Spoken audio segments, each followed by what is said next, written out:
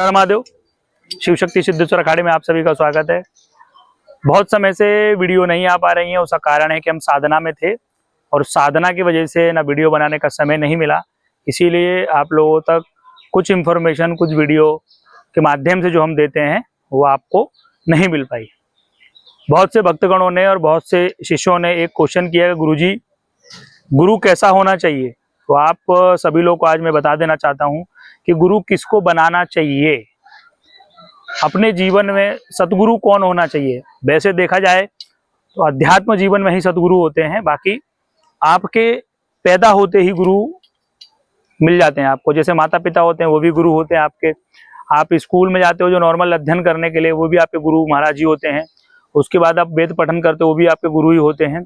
किसी ना किसी माध्यम से जो भी व्यक्ति आपको किसी न प्रकार की नॉलेज दे रहा है, किसी प्रकार का ज्ञान दे रहा है, वो आपका गुरु रूप का ही एक अंग है, वो गुरु ही है आपका। लेकिन जो सदगुरु होते हैं, जिससे हम आध्यात्मिक के पद पर चलते हैं, आध्यात्मिक पद पे चलते हुए हम कुछ ऐसी कॉस्मिक एनर्जी को, किसी शक्ति को, किसी सिद्धि को जो हम प्राप्त करना चाहते हैं, उससे अपने जीवन में कुछ जो समस्याएं होती है उनका निदान करना चाहते हैं, तो हमारे सदगुरु कौन होने चाहिए। तो आप लोगों को ये बता देना चाहता हूं कि सतगुरु कौन होना चाहिए। सबसे बड़ा क्वेश्चन ये है। आजकल के देखेंगे तो कथावाचकों को लोग सतगुरु बना लेते हैं, गुरुजी बना लेते हैं, और किसी को भी गुरु बना लेते हैं जिनका कोई अता पता ही नहीं है, उनके गुरु का गुरु पता ही नहीं है, ठीक है ना। तो गुरु जो होना चाहिए, सतगुरु जो होना चाहिए, वो परंपरागत होना चाहिए। जैसे अगर आप देखेंगे कि गोरखनाथ हैं, तो गोरखनाथ नाथ संप्रदाय का है, तो नाथ संप्रदाय के आचार्य श्री कौन हुए? नवनाथ हुए। तो आचार्य श्रीयों से आपके गुरु जो चले आ रहे हैं, उनके गुरु की कुछ ना कुछ एक सीढ़ी होगी, परंपरा होगी, उनकी एक चेन बनी होगी, उसको गुरु मंडल बोला जाता है। वो आपके गुरु बनने चाहिए। या उदासीन हो गए, आप देखेंगे तो भारत में अघोर पंथ है, अघोर संप्रदाय है, कबीर पंथी हैं, वैरागी हैं। तो आपके जो गुरु होने चाहिए वो सदगुरु होने चाहिए। सदगुरु कौन होना चाहिए? वो परंपरागत होने चाहिए। उन्हीं के माध्यम से चलते हुए आप लोग को साधना के पथ पे चलना चाहिए, और ये समस्या का आपका निदान यही है। जब तक आपको ये नहीं पता चलता है कि हमारे जो गुरुजी हैं, जिससे हम दीक्षा लेना चाह रहे हैं, जिससे हम लोग आगे की चीजें सीखेंगे, कोई साधना, कोई सिद्धि, कोई मंत्र जप जो अब ले रहे हैं, गुरु मंत्र ले रहे हैं, तो वो हमारे कौन होने चाहिए, ये आपको ज्ञान लेना चाहिए। उनके पास जाओ, थोड़ा उनको जानो, पहचानो, उनके गुरु का नाम क्या है, उनके गुरु का गुरु नाम क्या है, उनके गुरु का नाम क्या है, उनके गुरु का नाम क्या है। कम से कम 5 पीढ़ी के गुरु का नाम तो आपको पता ही होना चाहिए।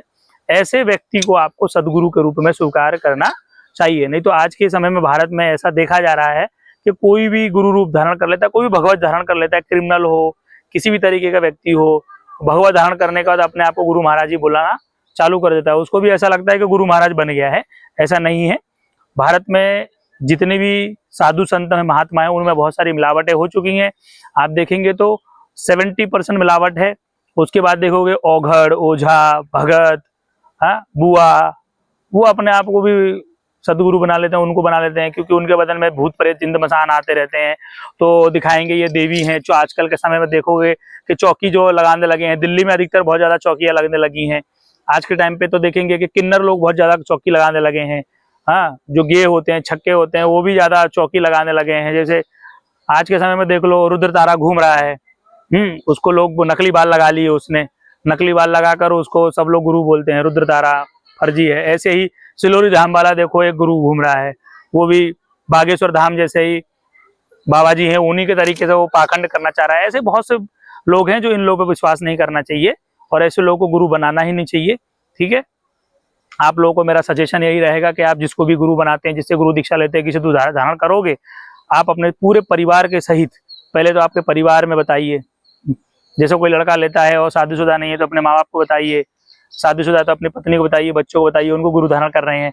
इनको जानने के बाद उनसे आप समक्ष जाकर पहचानो, जानो कौन संप्रदाय से हैं, क्या उनका पंथ है, उस तरीके का जानकर संप्रदाय कौन सा है, उनसे तरीके जानकर आपको उनसे गुरु दीक्षा लेनी चाहिए। और गुरु मंत्र भी आपको परंपरागत ही लेनी चाहिए। हर हर महादेव।